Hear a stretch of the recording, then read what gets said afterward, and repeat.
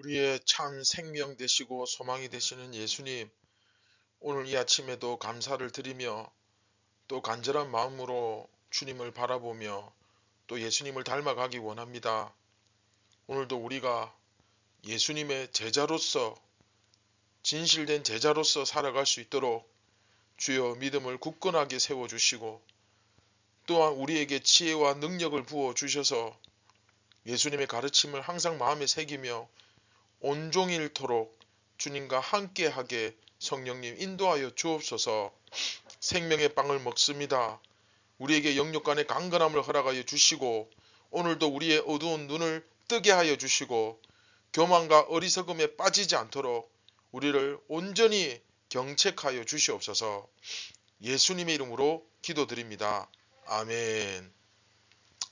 안녕하십니까 선한제자교회 성도 여러분, 2023년 6월 9일 금요일 주말 아침이 밝아오고 있습니다.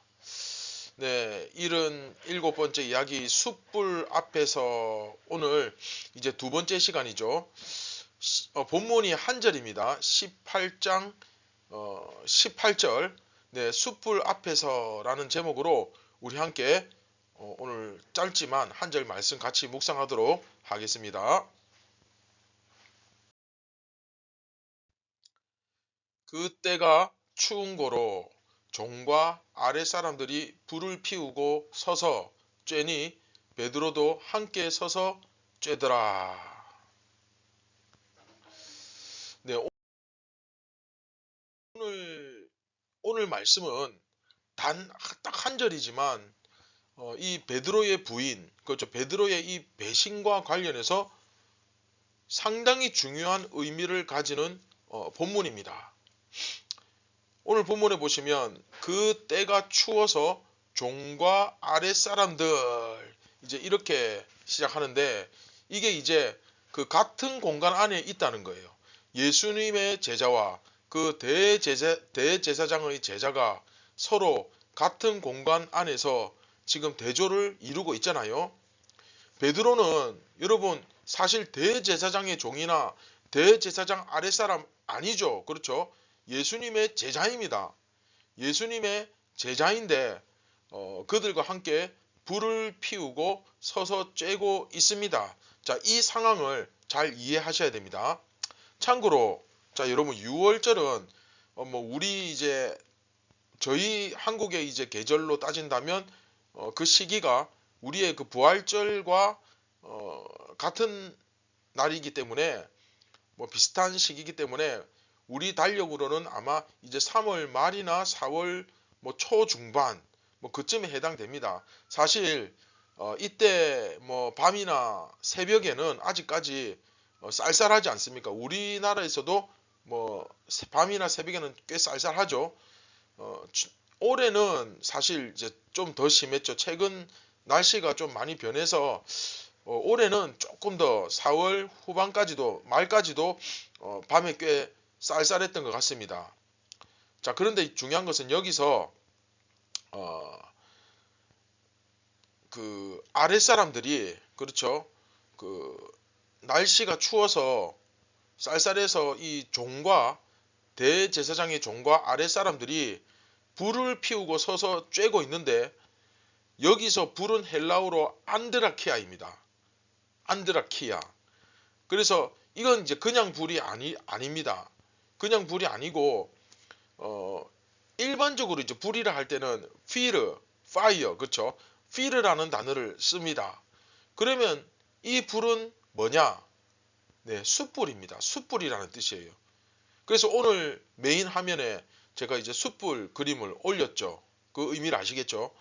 독특하게도 마태복음에서는 불에 대한 언급이 아예 없고 마가복음에서는 베드로가 빛이라는 뜻의 포스를 쬐었다고 되어 있고 여러분 그 스타워즈라는 그 영화 보시면 그 포스, 그렇죠? 포스가 너와 함께하기를 포스가 느껴진다. 굉장히 스타워즈에서 굉장히 중요한 단어가 포스 아닙니까? 그 포스가 바로 이 빛입니다. 그래서 포스를 쬐었다고 되어 있고 누가복음에서는 베드로가 불을 쬐는데 그 빛을 통해, 그러니까 앞에서는 누가복음은 불을 쬐는데 피르를 쬐는데 그 빛을 통해, 포스를 통해 사람들이 베드로의 얼굴을 알아보았다 이렇게 되어 있습니다. 재밌죠? 그런데 이 요한복음에서만 그 안드라키아, 그쵸? 숯불, 영어로는 차콜 파이어. 그래서 그 숯불이라고 번역되어 쓰여 있습니다. 그 당시 사람들이 생각하는 불 중에서 가장 뜨거운 불이 바로 이 숯불이거든요. 그래서 여러 불들 중에서도 이 숯불은 심판, 다시 말하면 하나님의 임재에 의한 심판을 상징하는 것, 그게 바로 이 숯불이에요. 그래서 숯불이 이제 구약에도 이 숯불이 등장하죠. 그렇죠? 신약에도 나오고. 그래서 개역 개정에는 그냥 불이라고 번역을 해놓았는데, 개역 한글판, 그러니까 이제 개역 개정 나오기 전에 그 성경은 숯불이라고 번역이 되어 있었거든요. 그런데 다시 또 이번에 번역을 이렇게 그냥 불이라고 해놓았는데, 이러면은 상당히 좀 아쉽습니다. 그런데 이후에 자 21장 여러분 9절에 가보시면 굉장히 이제 중요한 본문인데, 여기서는 또 숯불이라고 번역을 해놓았습니다. 이제 요한복음이 21장 이제로 넘어가면서 이 정점을 쾅 하고 찍거든요. 영화로 따지면 이제 클라이막스예요. 결정적인 부분. 뭐 저기 그 레오나르도 저 디카프리오와 그 저기 뭐야 그 케인트 윈슬렛입니까? 타이타닉 영화 보면 그 마지막에 그 배가 파손되고 남자 주인공과 여자 주인공이 이렇게 마지막으로 조우하는 그 장면 있잖아요. 뗏목에서. 그래서 디카프리오는 결국 나중에 얼어 죽고 여자 혼자 살잖아요. 이제 뭐 영화로 따지면 그런 장면과 같은 굉장히 결정적인 순간. 그래서 21장 특별히 9절에서 거기서 이 숯불이 등장합니다. 이 숯불이라고 번역을 해놓았어요. 21장 9절에는. 21장 9절에 보시면 베드로가 예수님 죽으시고 난 후에 다시 업으로 돌아가죠. 그리고 원래 자기 직업으로 돌아가서 예수님을 언제 만났냐는 듯이 과거로 싹 돌아가 버립니다. 그래서 그 옛날 직업으로 돌아가서 일을 하고 있는데 물고기를 못 잡고 있어요. 근데 거기에 이제 예수님께서 나타나셔가지고 그물을 이쪽에 던져라. 그러니까 이제 그 던졌는데 나중에 그 그물이 무거워서 제대로 이거 끌어올리지를 못하는 거예요. 그래서 나중에 이제 세워 보니까 153마리, 그렇죠? 그 엄청난 양의 물고기를 잡아가지고 이제 육지로 올라오는데, 육지에 올라와 보니까 이 숯불이 다 이렇게 피워져 있는 겁니다. 그 숯불이 무슨 숯불이겠습니까? 그렇죠? 베드로의 가슴을 평생 찢게 만드는 그 숯불인 거예요.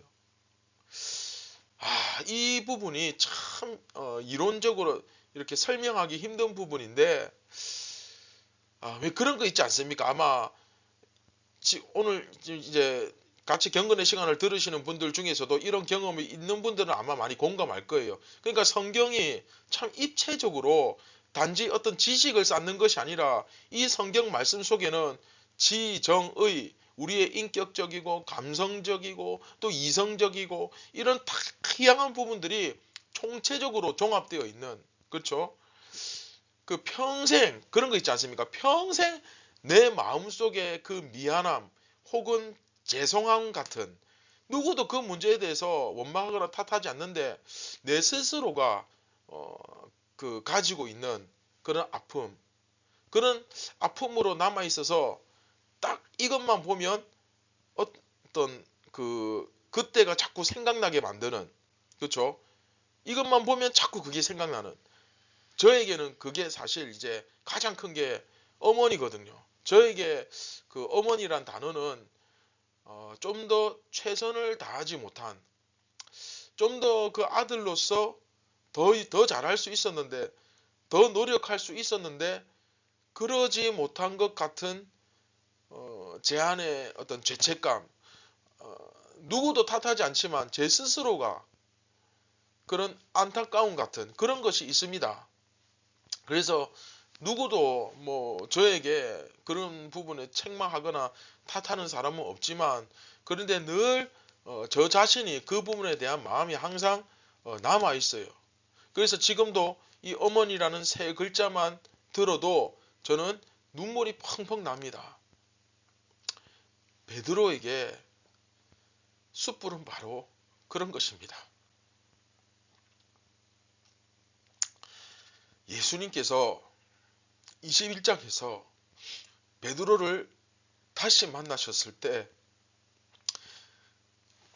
그 앞에 숯불을 피워 놓으신 그 이유에 대해서 여러분 한번 생각해 보셨습니까? 여러분 너무나 잘 아는 유명한 구절이잖아요. 베드로야, 네가 나를 사랑하느냐? 그쵸? 근데 여러분, 그 앞에 숯불을 피워 놓으신 그 이유는 바로 이때에, 그렇죠? 어느 때에?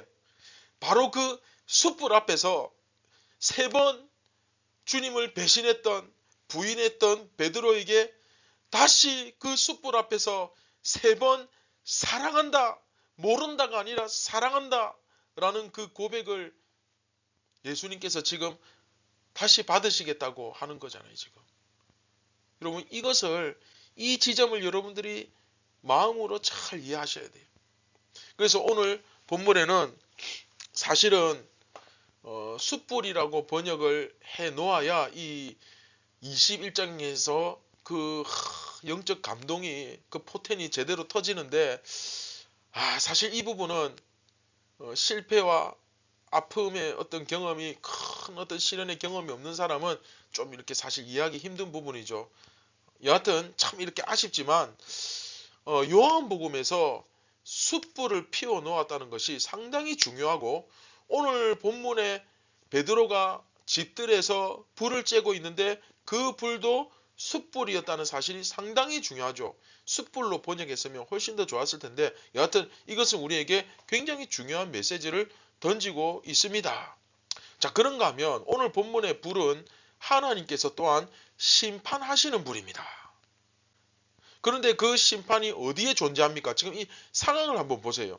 하나님의 임재의 심판이 대제사장의 종과 그 아랫사람들, 그리고 예수님의 제자, 그렇죠? 대제사장의 종, 그리고 그 대제사장의 아랫사람들과 예수님의 제자가 함께 있는 그곳에, 그 공간에 지금 하나님의 임재의 심판이, 그렇죠? 하나님의 임재를 통한 그 심판을 상징하는 불이 바로 거기에 놓여져 있는 겁니다. 영적으로 이걸 볼 수 있어야 돼요. 이 심판의 불 앞에서 너는 어느 쪽이냐, 이거죠. 사실 이게 제일 중요한 문제입니다. 저 부패한 대제사장의 종이냐 아니면 예수의 종이냐를 드러내는 그 심판의 불, 모든 것을 다 드러내는, 인간의 죄와 추잡함과 연약함, 부끄러움까지 싹 다 드러내는 그 심판의 불을 상징하는 숯불 앞에서 베드로는 지금 불을 쬐고 있었던 것입니다.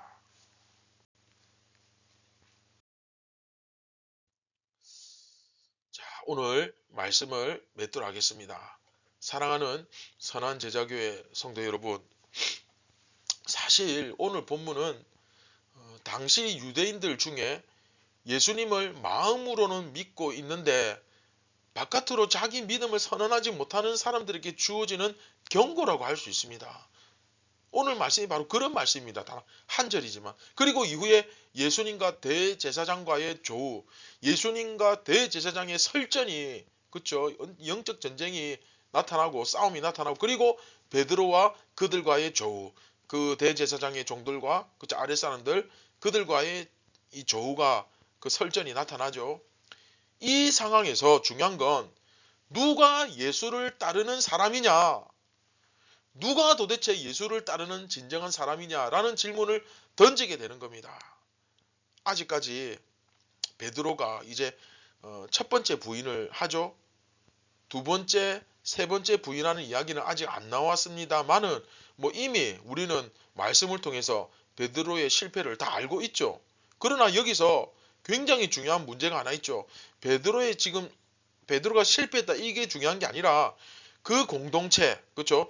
유대인 공동체 안으로 들어갈 때 자기 믿음을 선언하지 못하는 바로 이 모습, 유대인이라는 정체성을 버릴 수는 없고 유대인으로 태어났는데, 그렇죠?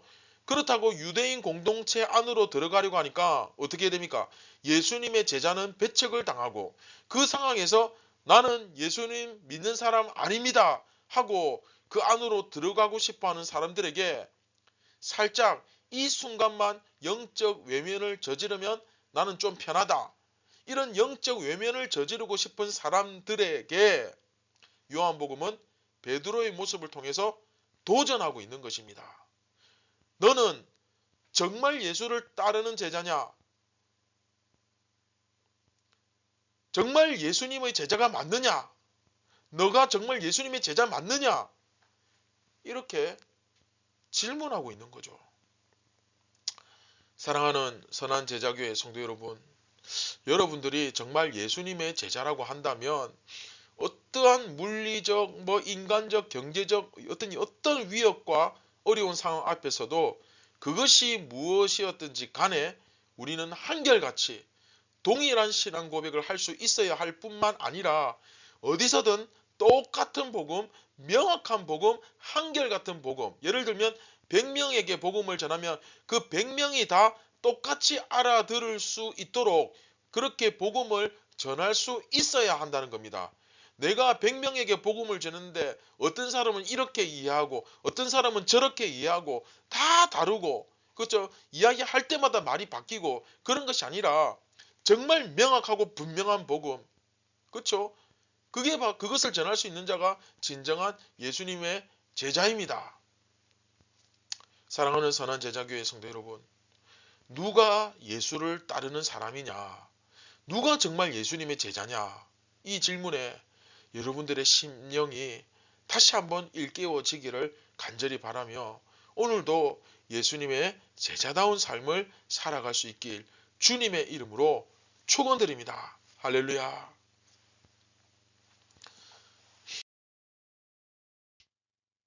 네, 말씀을 기억하시면서 우리 함께 기도하겠습니다. 참 좋으신 예수님, 오늘도 예수님의 제자로 살기를 간절히 원합니다.